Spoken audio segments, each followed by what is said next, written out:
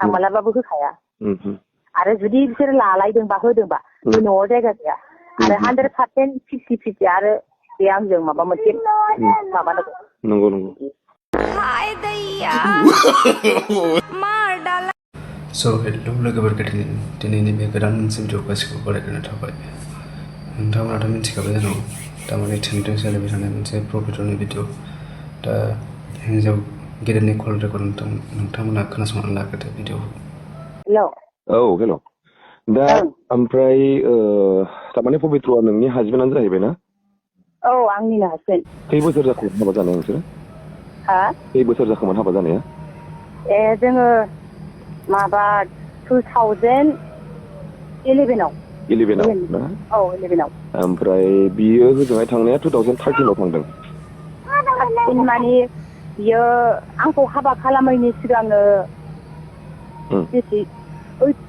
इयारावनो थांदों खोमा आदा बियो 9 इयार माने 2009 औ 2009 आव आच्छा औ ओमफ्राय नोङो जेब्ला बियो दाख्लै जे घटना जानानै थांबाय लानां खारनाय नों बेखौ खबर मोना मोनाखैमोन खबर माने मोनदों आदा दा नोंनो खोन्थाहरदोंमोन नामा बियो जेबो आङो बिनि फारसे बे हिनजावजों लोगो हमनाय बेजों थांनायखौ आं जेबो मिथिया आदा आच्छा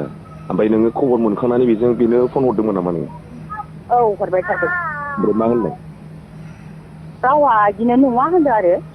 आच्छा आंजों फैयाखै नङा होननानै बुंदों आरो आच्छा दाहालागैबो बे नङायानो बुंबाय थादों आरो बे दहायहालागैबो औ ओमफ्राय नङाबाथ' बियो खेबसे फेसबुकआव फैनानै बुंनांगौमोन ना बियो आं नङा होननानै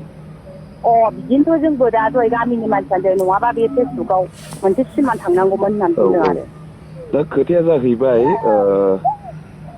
जे बुस्थुआ फट'आ भाइरेल जादों बे फट'आथ' बेनोखा नोंनि हासबेन्डआनो आंनि हासबेन्डआनो जाहैबाय नामजों फट'जोंथ' मिलायखाबाय नामजों फट'जों माने गावसोर सानैजों लानाय फट'खौ नुखाबायना नोङो नुबाय आं बेनो नोंनि हासबेन्ड ना दा बेनो जादों खोथाया दा नोंसोर ओरैनो मा स्टेप लानो नागिरदों जेनेबा आं गोसोखौ मोजां मोनाखै आरो जेनेबा बियो आंनि सिगाङाव जिबायदि खोथा बुंदोंमोन बेफोरो दा मिलायनाय बायदियानो जाहैबाय मिलायनाय बायदि माने मा बुस्थुआ मोनलाय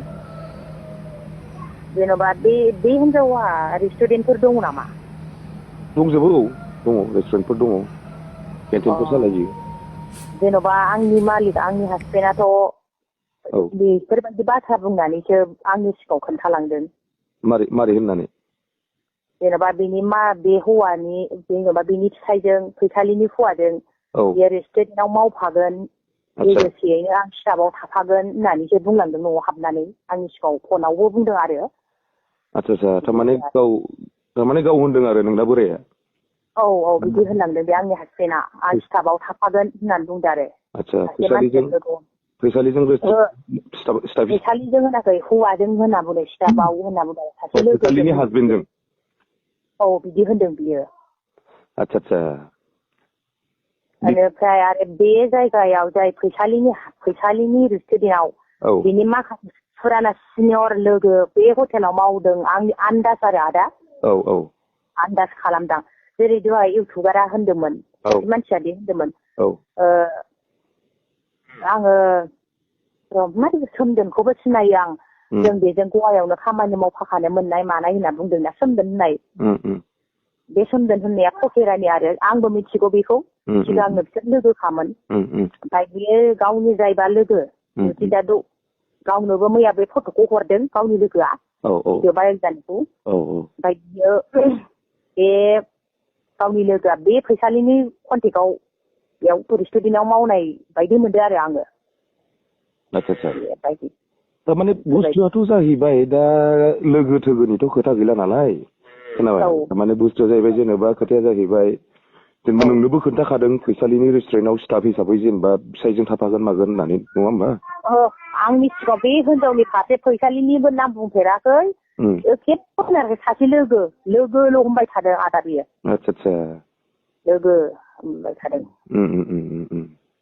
सासे लोगोजों आं लोगो हमनो होनदों ओमफ्राय बे मालिकनाव माबानानै फैनाय जाहैबाय आरो फ्लाइटजों फैदों बियो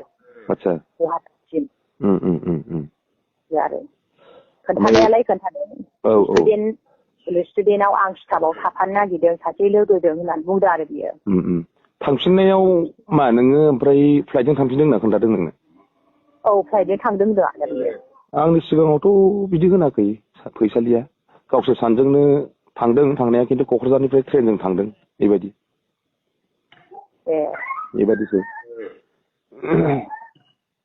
दा माथो अखानायैनो जेन'बा बियो बेयाव गुवाहाटियाव हर थाहैदों हर थानाय हराव आंनो फन खालामदों आदा 10ता बाजियाव थारमाने फनखौथ' हरखागोन थारमाने फन हरनाया जेनेबा माखासे बुस्थुखौ गावबो लाखोमानांगोन नालाय नोंजोंथ' मोजां देखायखानांगोन बे उफाय गैया फनखौथ' कन्टिनिउ दोनबाय थाखानांगोन नोंजों दा नों मोनसे सन्देह खालामफ्लांगोनबो जानो हागौ नोङो बेखायनो गाव नोंजों कन्टिनिउ लाखिबाय थादों फनखौ दा नोंखौ दा जेनेबा नों दा बुंहरनाय बेनो आरो जे माने क'क्राझाराव रेस्टुरेन्टआव जेनेबा गाव स्टाफ हिसाबै थाफाफैगोन मागोन होननाया बिदि होनलांदों आदा बे आंनि सिगाङाव आरो आं बेखौ सैथोखौ आं नोंजोंनो खोन्थाहरो बेनो आरो बाथ्राया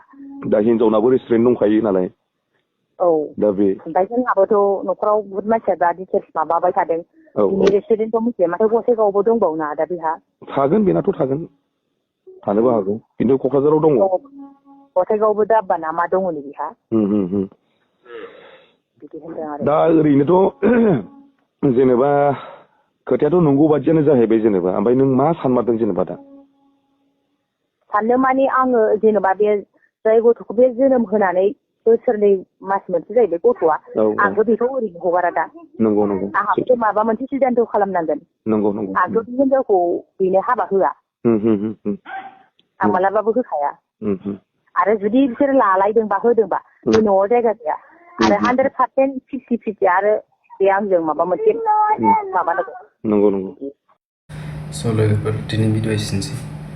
नोंथांमोनाथ' दा मिथिखाबाय प्रबित' हामजानो आरो बारा दिन गैलिया लोगोफोर भिडिअखौ मोजां मोनोबा लाइक खालामदो कमेन्ट खालामदो चेनेलाव गोदानबा साबस्क्राइब खालामदो शेयार खालामदो